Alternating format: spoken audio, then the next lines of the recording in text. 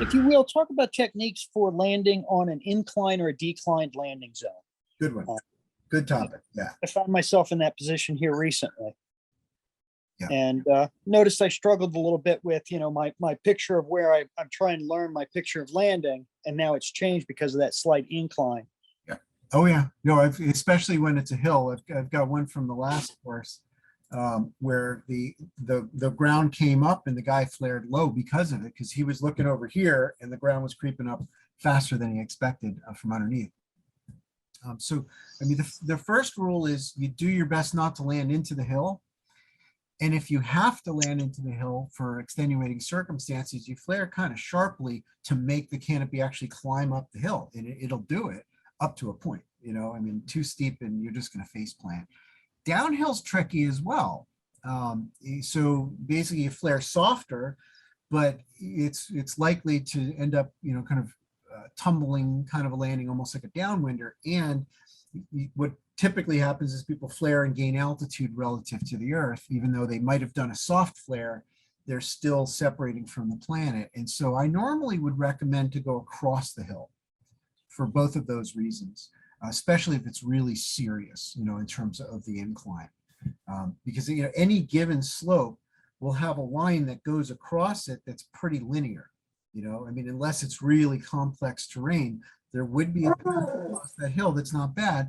And if you're going to do that, you just sort of look down that line. You take everything away. The part that's above and the parts below. Don't look at it.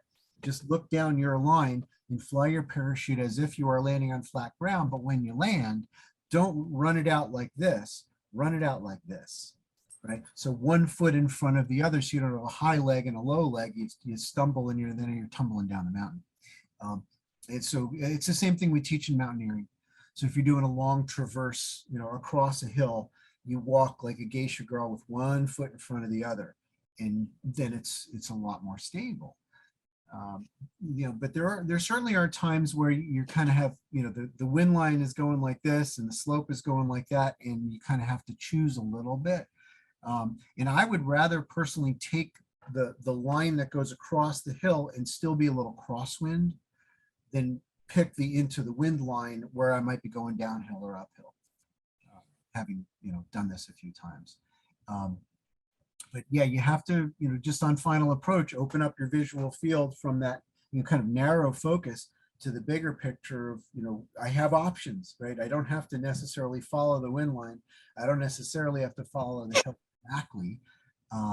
If you've got altitude, you've got planning opportunity. Mm-hmm. And you just sort of calm yourself down as much as possible, come into it with a placid state of mind, like, I got this, no big deal, it's fine. And you are ready to roll. Because when it's uneven terrain, you get stuck, right? Where the ground does show up sooner than you expected, or you flare, it drops away. So it's fine. I know how to roll. It's trying to stand up a bad landing that gets people hurt, right? A PLF is a really beautiful thing when it's necessary, when there's no other option. That's the basic briefing for Norwegian in-hops and, and things like that, where it's just or just you're landing off the drop zone, you don't know what you're getting into. Even in a place like Hazelton, a bad spot could mean the altimeter reading is way off, right? And I mean, it could 500 feet, and it gets to 0 on the altimeter, and you're 500 feet above the ground because the spot was that bad. So it's really a good idea when you're in bumpy terrain to just, if you're not landing where you planned, stop looking at your altimeter. It'll deceive you. It'll throw you off. And if you fly at a little bit of brakes, it reduces your rates, not only the rate of descent in a turn, but also how fast you're descending. So you have more time to make decisions, more time to change your plan from that original thought. Like, nope, that's not going to work. I know I thought I was going to land this way. And the more you do crosswind landing on the drop zone, the more confidence you have to pick the line that makes sense based on the terrain and not chase the wind line. As you get better at crosswinds, you have more options available to you, including adapting your line to any kind of weirdness that happens off field. This makes sense. Land with your parachute over your head, do your best to flare. If you're a little crosswind, just don't let it bug you. And don't let it boss you around. When you're in that crosswind, don't let it turn your canopy. Don't look down at the ground. Keep looking forward and make the parachute fly in the direction you want it to go. Even if the wind has other plans for you, you're like, no, I'm going to rotate into the wind line so I'm not drifting sideways. I'm going to solve that problem. And that often is the case when you're landing in the hills, where you picked your line, everything's fine. You're like, oh, I have to actually, hold a heading that's quite different from the line because the wind's blowing up the slope, right? How do you do a landing in the mountains when you're paragliding? And you're most often sort of, crosswind entry as you go across the hill, and then you rotate towards the wind line at the end of it. That's also a possibility. And obviously, if you can hang out over more or less over your landing area and brakes and evaluate where's the flat spot. It doesn't have to be big, but where is that flat spot? And you fly that pattern starting. If you're like 1,000 feet over your target, you should be able to hit that thing. Even if the pattern ends up being a little, adaptive, in other words, weird, you can still get there as long as you decide, that's where I'm going to land. It's when people go, just, I have to land into the wind, or sort of not deciding, and they end up in a place where they don't want to be. Hello, I'm Brian Germain, and I would like to help you become a better and safer skydiver.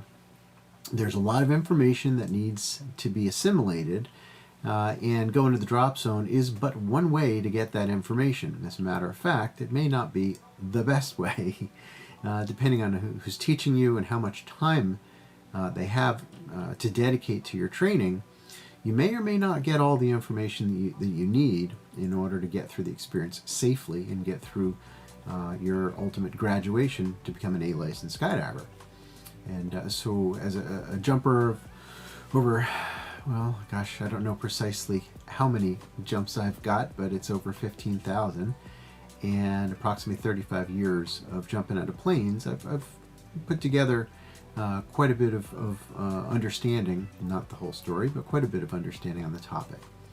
And I realized quite a few years ago that if I just sat down and just sort of wrote it all out, starting with a book and then writing it out into seminar PowerPoints, and then traveling the world, teaching lots of classes, literally all over the planet, I realized that I could do a pretty good job of helping guide people through the course stuff, and get over some hurdles, possibly avoid some accidents.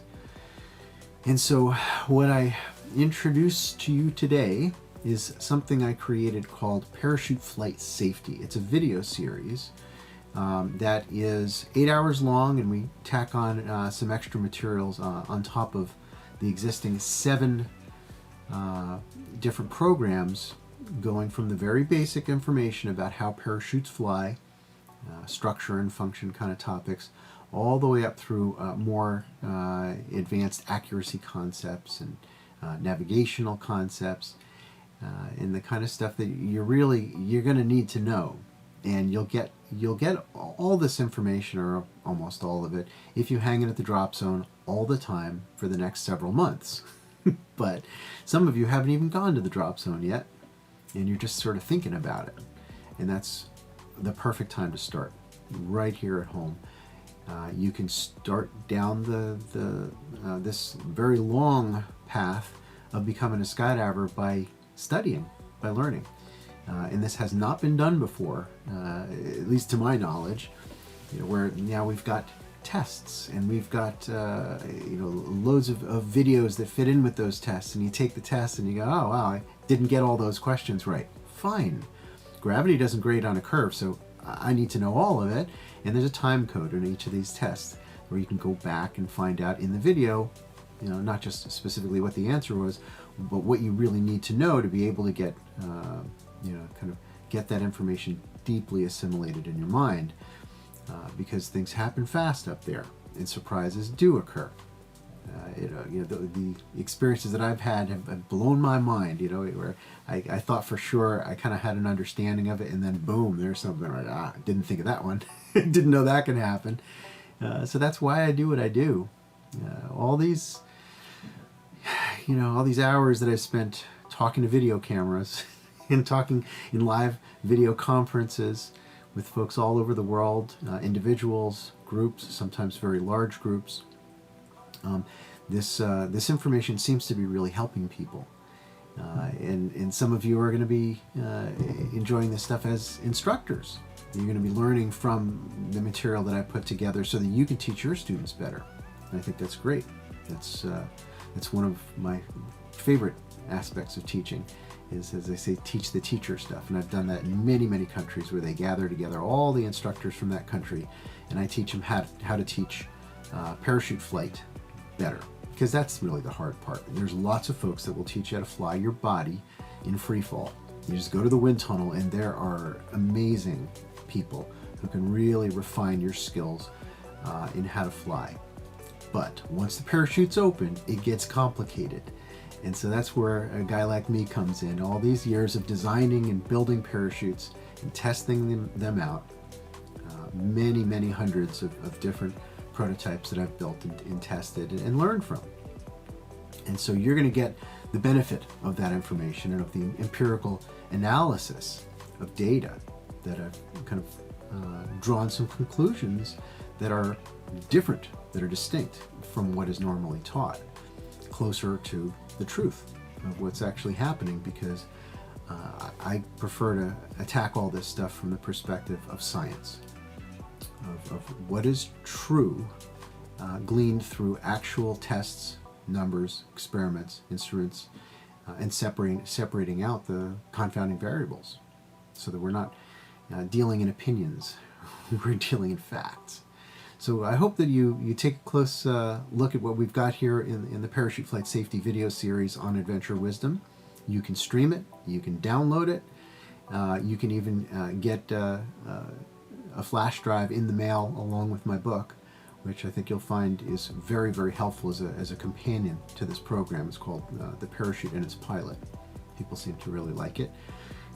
On the 5th edition, I keep rewriting it and adding more material to it.